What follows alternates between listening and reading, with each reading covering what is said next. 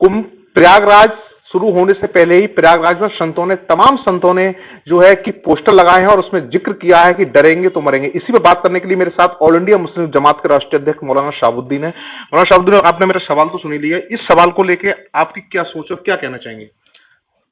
कुंभ मेले की आमद है, तैयारियां जोरों शोर से चल रही हैं और मैं यही चाहता हूं कि कुंभ का मेला बहुत खैर आफियत के साथ में, इत्मीनान और सुकून के साथ में गुजरे और वहां से एक बहुत अच्छा पैगाम पूरी दुनिया को जाना चाहिए।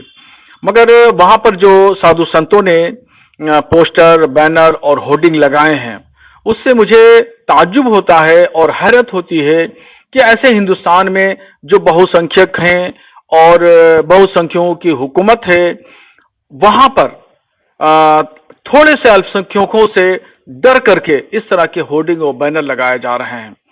तो धार्मिक लोग यानी बाबा, साधु संत, अखाड़ा परिषद वगैरह वगैरह, ये सब लोग मजहबी रहनुमा हैं और ये मजहबी रहनुमा बहुसंख्यक समुदाय के लोगों को क्या पैगाम देना चाहते हैं, क्या मैसेज देना चाहते हैं, जहां तक मैं समझा हूं इस बैनर और होर्डिंग से वो बहुसंख्यक आबादी को डराना चाहते हैं, खौफ में मुब्तला रखना चाहते हैं।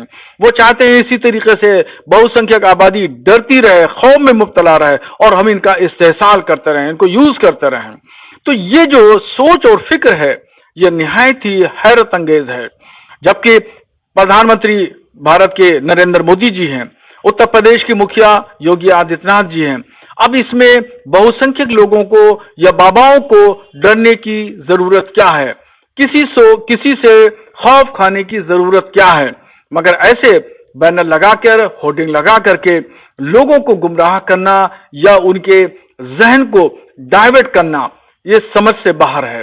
जबकि होना ये चाहिए कि कुंभ का मेला एक बहुत बड़ा मेला है, करोड़ों लोग वहां पर आ रहे हैं, तो वहां से पैगाम पूरी दुनिया को मोहब्बत का, प्यार का जाना चाहिए, इंसानियत का पैगाम जाना चाहिए। वहां से नफरत का और टकराव का पैगाम नहीं जाना चाहिए। इससे पहले भी सूबे के मुख्यमंत्री योगी आदित्यनाथ के तमाम ऐसे पोस्टर लगे, खूब वायरल भी हुए कि डरेंगे तो मरेंगे, इस टाइप की। क्या उस बयान को लेकर ये लोग इस तरह के कर रहे हैं क्या? मुख्यमंत्री ने जो बयान दिया था वो बांग्लादेश के परिप्रेक्ष्य में बयान दिया था। उसका जो पस मंजर है वो ये है कि 15 अगस्त के बाद बांग्लादेश में जो मुंतखबा हुकूमत थी शेख हसीना की, वो जो है वो गिर गई थी, नहीं बल्कि उस पर कब्जा कर लिया था आंदोलनकारियों ने, और कब्जा करके उस पर तख्ता पलट दिया था और वहां पर अफरा तफरी पैदा हुई और वहां पर बहुसंख्यक लोगों ने अल्पसंख्यक के मंदिर और मठों पर हमले किए, मंदिर तोड़े और हिंदुओं के मकानात पर भी हमले किए। उस परिप्रेक्ष्य में मुख्यमंत्री ने बयान दिया था कि बटोगे तो कटोगे।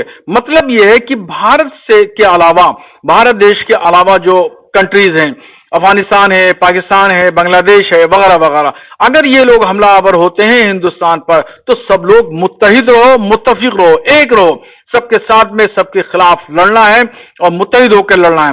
जिस तरीके से 1857 की आजादी में हिंदू मुसलमानों ने एक होकर के लड़ाई लड़ी, ऐसे ही फिर एक साथ में होकर के लड़ाई लड़ना है। मुख्यमंत्री के बयान का मतलब यह था, मुख्यमंत्री का मतलब यह टारगेट मुसलमान नहीं थे, गलत समझा गया उनके बयान को।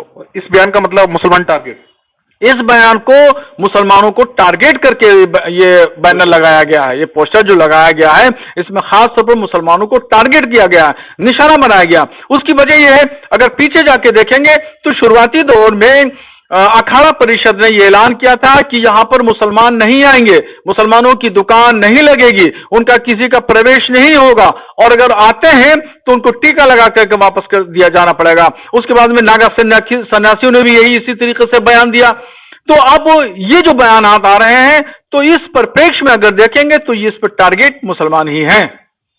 तो देखिए, ये थे मौलाना शहाबुद्दीन। इनका साफ यही कहना है कि जिस तरह से जो पोस्टर होर्डिंग लगाए गए, इनका साफ ये कहना है कि मुसलमानों को कहीं ना कहीं डराया धमकाया जा रहा है। मनवीर सिंह, TV9, बरेली।